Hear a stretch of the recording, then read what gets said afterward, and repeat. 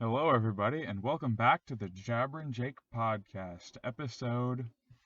Oh gosh, I don't even remember. It's been a bit of a long time. I'm definitely sorry about that. I missed a couple of episodes in a row. Um, well, I'll get more into that a little bit later, but in some better news, I well, I figured out how to work my mic stand properly now. The way I had it, it's kind of hard to explain, but you have the part that clamps to like a surface, a desk or whatever, and then the stand part that actually goes into it, and they come apart, and you mount the part on the desk, and then you can stick the arm part into the clamp and turn it around and stuff.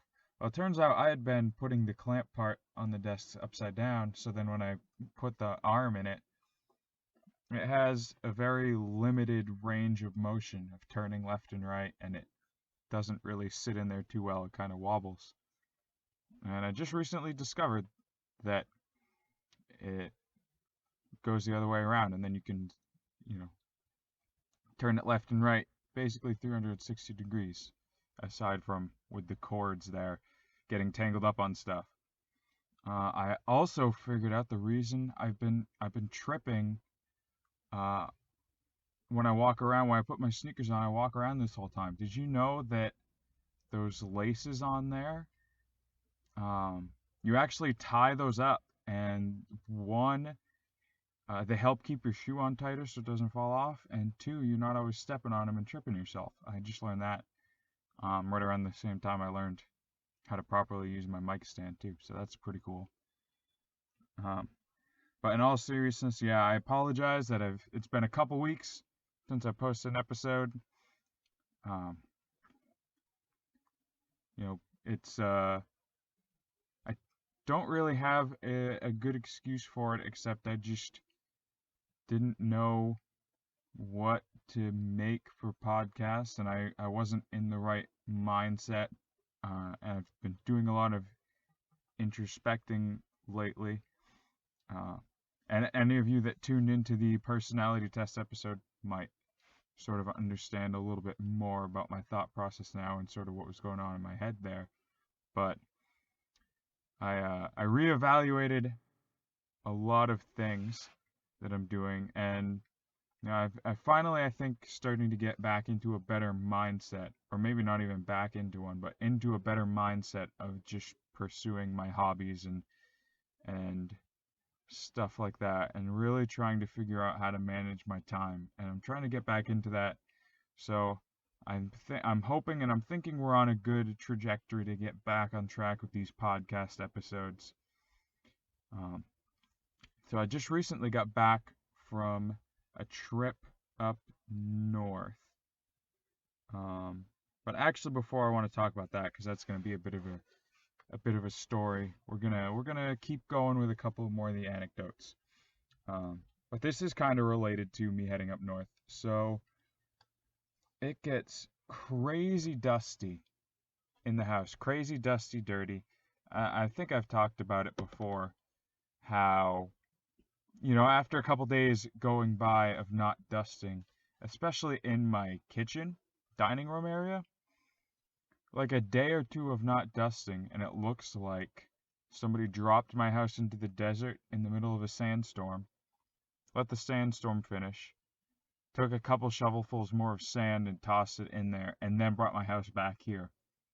It gets so bad and so dusty, and it's probably a combination of, just it's a little more dusty down here, maybe, some kind of dust going through um, the air unit I have to heat and cool my house. Also, I'm sure most of it, I always say this is most of it, is, the dogs tracking in dust and dirt through the doggy door, which is always open. Um, well, you know, not open, but you know, don't try and break into my house, is what I'm trying to say. But, the dogs always have the in and out access through that door and tracking in dust because they like to dig up the yard and expose the dirt underneath. But it gets really dusty in there. So finally, I decided to get an air purifier, just one, sort of smaller one to test for now to see how it works. So I put it in my kitchen, one of the dustiest rooms in the house, because, like I said, that's their sort of in and out access to the house with all the dirt. There's dirt right outside the door, and so they come in and out right there. And honestly, over the past week or two, I think it's actually been working pretty decently. The dirt and dust doesn't seem to collect as quickly or as much in the kitchen now. And I looked at the intake of the air purifier, and it basically looks like the inside of a vacuum bag. So I think that's a good sign. It's very dirty, very dusty, which means all the dirt and dust is going there and not all over everything or into the air that we're breathing. So hopefully that'll help out a lot. I'm happy with the results so far. I think I want to try to find a more central location to put it. But air purifiers, they're great. This one, it's from a company called Levoit, Levoit air purifier. It's great. It wasn't too expensive and it works amazingly, so I'm happy about that. But one of the hobbies I'm doing now that I mentioned earlier, things I want to get back into in my spare time, along with the voice acting, which I'm still working at, there's some fun stuff to do on the side, is a website that a friend of mine, Rob, who DMs for one of my D&D groups, he is working on making a website for people playing RPG games, like tabletop RPG type stuff like D&D, and so I recently started helping him with that, and it's been really fun. It's been helping me get back into actually doing stuff in my spare time, so I'm enjoying that.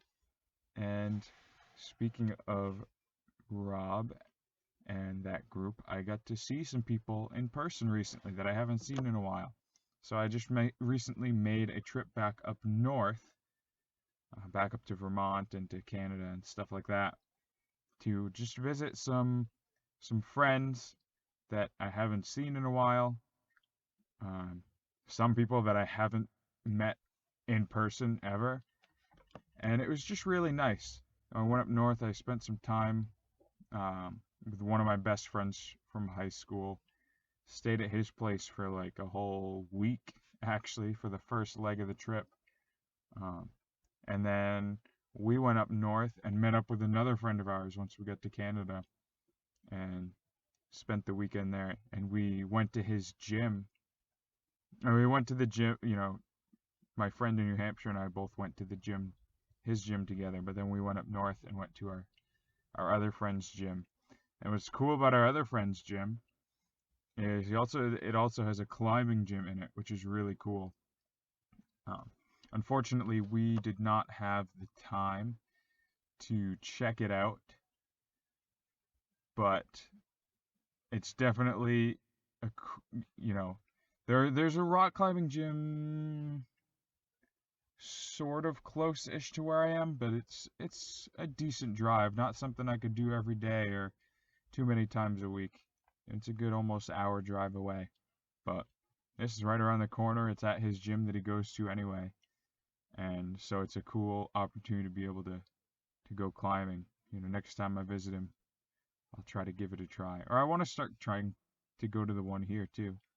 I've definitely been interested in like rock climbing, like bouldering, like indoor rock climbing, mostly.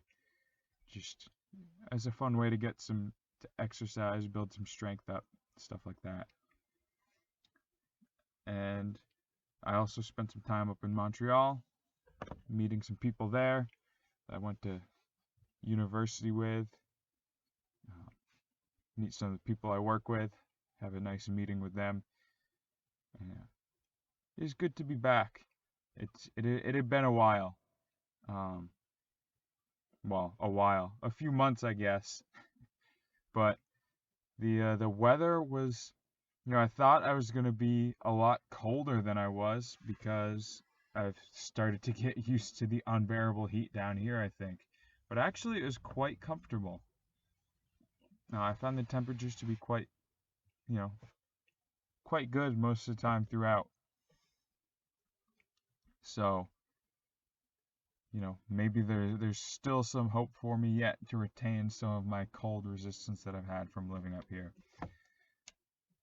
And then, of course, after I was done with the Canada part of my trip, I went back to, the town where I live and stuff like that, hanging out with people there. I stayed with two different people there. One of them is one of the guys that I played D&D with, and it was funny. The first day I was staying at his house, um, he was stuck at his job working late for something for a decent amount of time. So I was just there hanging out at his place waiting for him to get back. Um, I felt bad for the guy. Obviously, you know, he certainly wasn't planning on having to stay out late, but that happens sometimes with jobs. You can't always plan for it. But he gets back and we were able to hang out for a couple hours before we both went to bed.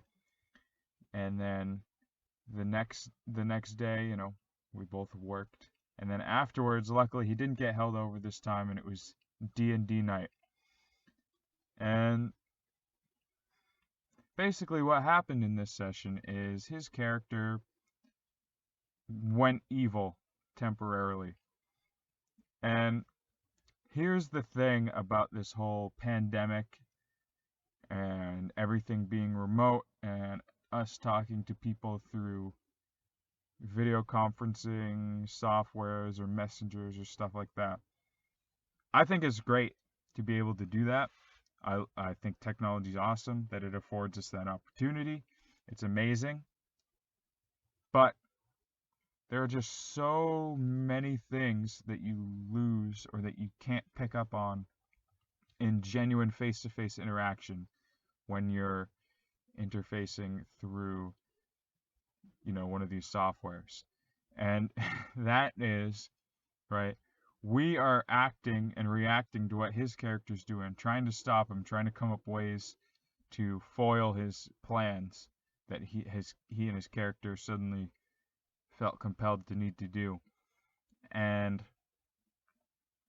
when he was kind of sitting back and letting us do our thing,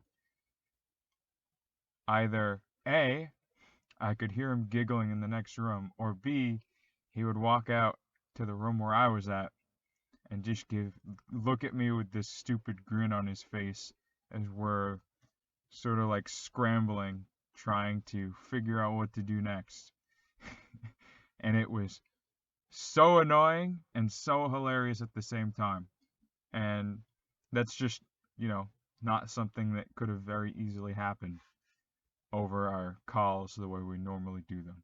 Especially since with our calls we don't use our cameras. Just because, most of the time we're probably not looking at the call anyway, we're looking at the other stuff and, bandwidth and stuff like that.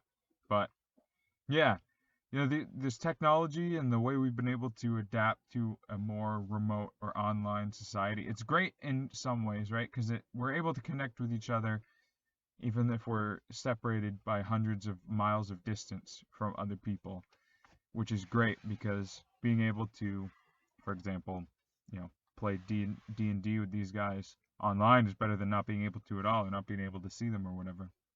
But nothing beats human face-to-face interaction.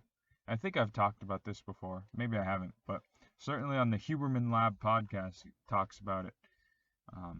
There's chemicals released by our brains when we interact with somebody in person versus when we interact with somebody online. Chemicals that are released when we interact face-to-face and that aren't released when you're interacting with someone online. And they're like hormones and chemicals in our brain that make us feel really good and improve mood and stuff like that. So if you're listening, I guess the message for this part is, if you have an opportunity, go out, say hi to people, talk to people. You have friends and family, meet up with them in real person. Go hang out, have a coffee, have some lunch. Just sit and chill, or invite them over, or go to their place and just sit on the couch and just chat about nothing for a while, and just notice the effect it can have on you. It'll probably improve your day in some way.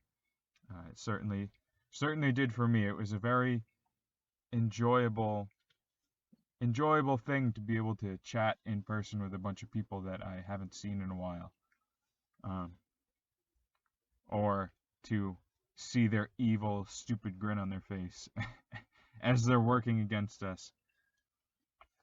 Um, so yeah, that was that. And then the next day, I went and stayed with another friend of mine from the same D&D group, because the first friend had to go away on a business trip that weekend. But uh, I went and stayed at his place the first night, and again, we were just sitting there chatting about things for a while, and we ended up watching a movie from this anime that we both watched called Saga of Tanya the Evil. Basically, long story short, this little girl born like a military and like magical prodigy. All she wants to do is live a comfortable, safe life away from conflict, live the easy life. But because she's so gifted and skilled with magic and strategy, she becomes basically this like frontline commander of like a battalion in their army. It's more or less loosely supposed to depict, World War II era conflict, except with magic and flying. And I say loosely, it's not like a one-to-one. It's not necessarily a one-to-one recreation, really, or like most of the set pieces are necessarily the same. It's more so just the aesthetic, which kind of had given me an idea at some point for a character for a D&D campaign, which is basically exactly just a ripoff of the main character Tanya, but basically a lawful evil. So like somebody that's evil seeks to do things for their own gain, oftentimes to the detriment of the common good, but they stay within the confines of the law. So, for example, in the show, light spoilers on the series, there's a couple of soldiers that were very rowdy, raucous, I think opposed the commander in the show. It's been a while, so I don't remember it too clearly. But essentially what happened is she had them assigned to a pillbox near the front lines that she knew was likely going to get blown up by enemy fire. And sure enough, it did. So it's like, that's pretty evil, but it was technically all within the confines of what she was permitted to do. She didn't straight up murder them. She just put them in a situation where, somebody probably would have had to be there anyway. So that's kind of the idea of lawful evil. Yeah. So maybe one day I'll create a character for a campaign that's like that. A reluctant child prodigy that doesn't want to fight, but has to, and is kind of evil. But so we did that, hung out, and then we went and did an in-person D&D session the next day with our group, minus the one friend who was away for the business trip, unfortunately. So we took a break from our main campaign we've been doing, and a big deal of that also being because the one friend kind of made his character so important to the campaign that we couldn't really do another session without him. But also just to experiment with some other stuff. So we did a campaign kind of using a book to help us emulate like what a dungeon master would do, so that Rob, our guy that usually does that job, could kind of also be a player. And it was quite fun. We made an interesting party. Um, I created a character called an Aarakocra, which is like basically bird people, and I made him a monk, which actually works quite well, um, because monks usually fight unarmed, and the Aarakocra have claws that they can use, and they have great movement if they're flying, which is great for a monk. Monks are very nimble and stuff. And it's funny, the way I built him, he had crazy good stats for what he needed to have, but also had really horrible stats for the other ones. Uh, Partially because I did that on purpose, I made them worse. So he was super nervous. I made him a super nervous, shaky, not very zen monk, but he had such mastery over channeling his ki that when he did, he suddenly became the biggest Chad. And because monks also work best when they're unarmored, uh, my character was wearing nothing except a nest, because when he was a kid, he never left the nest. And then couple that with another character created by Tom in our group. He created a gnomish, a gnome barbarian, I think it was, that whenever an enemy critically attacked him, or he critically failed attacking an enemy, he would soil himself and it would create a stink cloud within 5 feet of him, which was hilarious. It never happened during that session, but if it would have, that would have been awesome. Um, I tell you what, sitting with some of these guys who've been playing D&D for a while and seeing the things that they come up with, it's so crazy and cool and creative. The same thing, Rob. He came up with basically a blind uh, rogue who had an ability that uh, when they can't see and the enemy can't see, they have advantage attacking because they're used to not being able to see. And he was like this famous sort of duelist. And then we had a human sorcerer, but he was raised by giants. And man, the interesting situations and adventures we had. We got attacked by a bunch of wolves and a bugbear led by a bandit chief, and we defeated them. Essentially what happened, our sorcerer fireballed the group of wolves, almost killed all of them. A fog rolled over. My character went and punched the absolute shit out of the rest of the wolves and the bugbear. And then the fog cleared and the bandit chief was afraid of our rogue. My character had stunned him, and all of his companions were dead. At which point he said, "Fuck this. I'm done fighting now." And we asked him why. And so this is a case where the Oracle, the emulator came in. You know, you roll dice and look at the tables to see what words it generates. And it said pleasure and seek. So that could obviously mean many things. They were doing it just for fun. He was doing it maybe to get money for gambling, or just to get our loot for selling for whatever worldly vices, alcohol, other contraband, to go gambling. But of course, what did we interpret that as? He was trying to get laid. And thus was born the legend of the murder pussy. I kid you not. That's what we started to call it. You know, the bandit chief was like, "Wow, have you ever met Margaret?" And of course, my character is like, I don't get it. Why would you go to such great lengths for this? Because my character's a monk, he was celibate and stuff like that. And so Tom, his gnome, was like, lad, let me tell ya, pussy that's so good, you'd literally murder someone just to have a few minutes or an hour or whatever with this pussy, lad. You. And so my character's like, oh, well, I don't.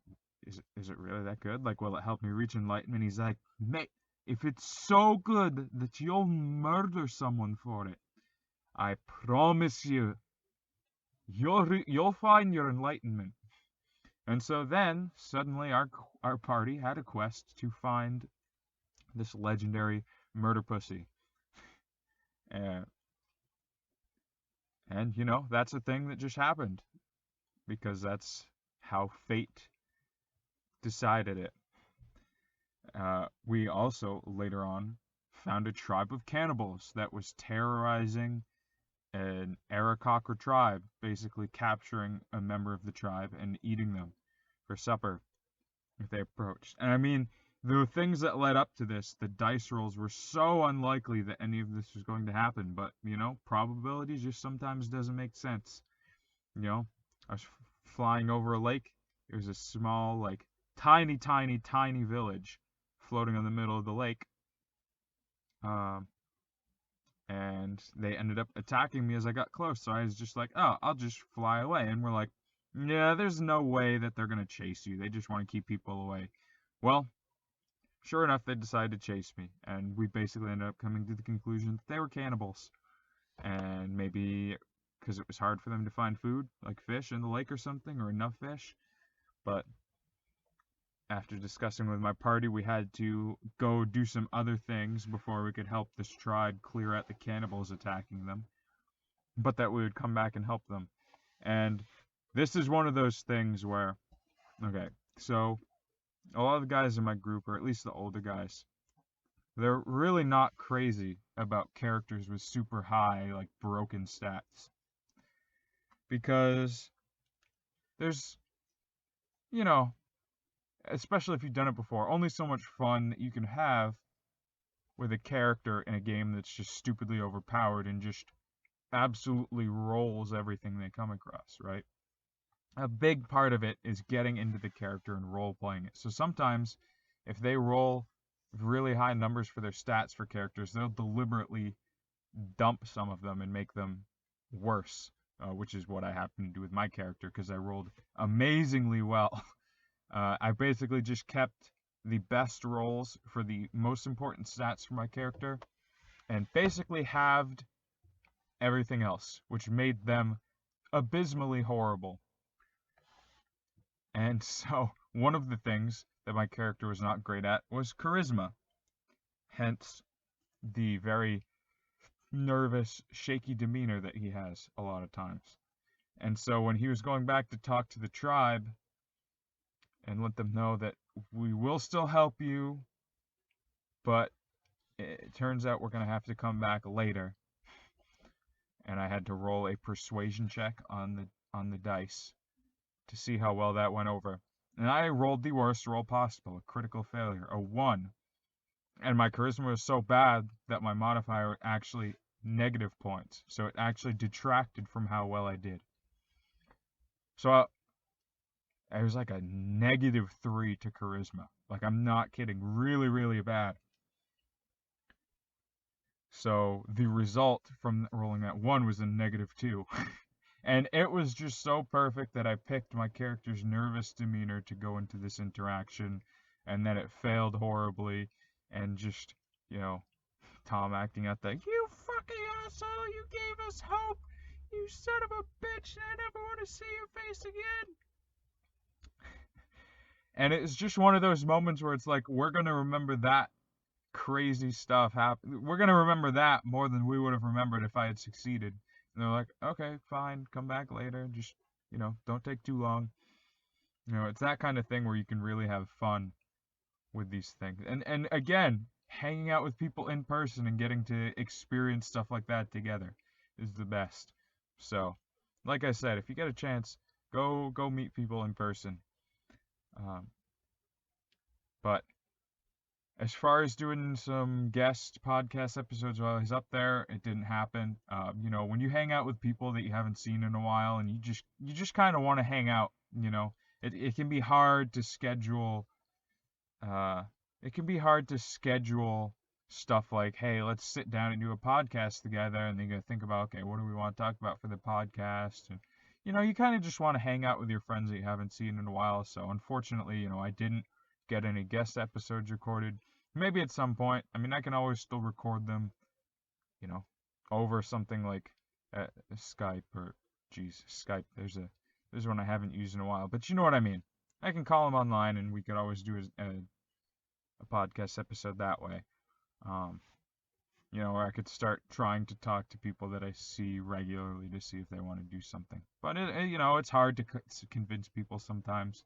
But I do promise that guest episodes will be coming eventually. But anyway, I think I'm gonna call it there for now. I had a couple more things to talk about, but I will talk about those next episode. Anyway, I know it's been a while. I'm sorry.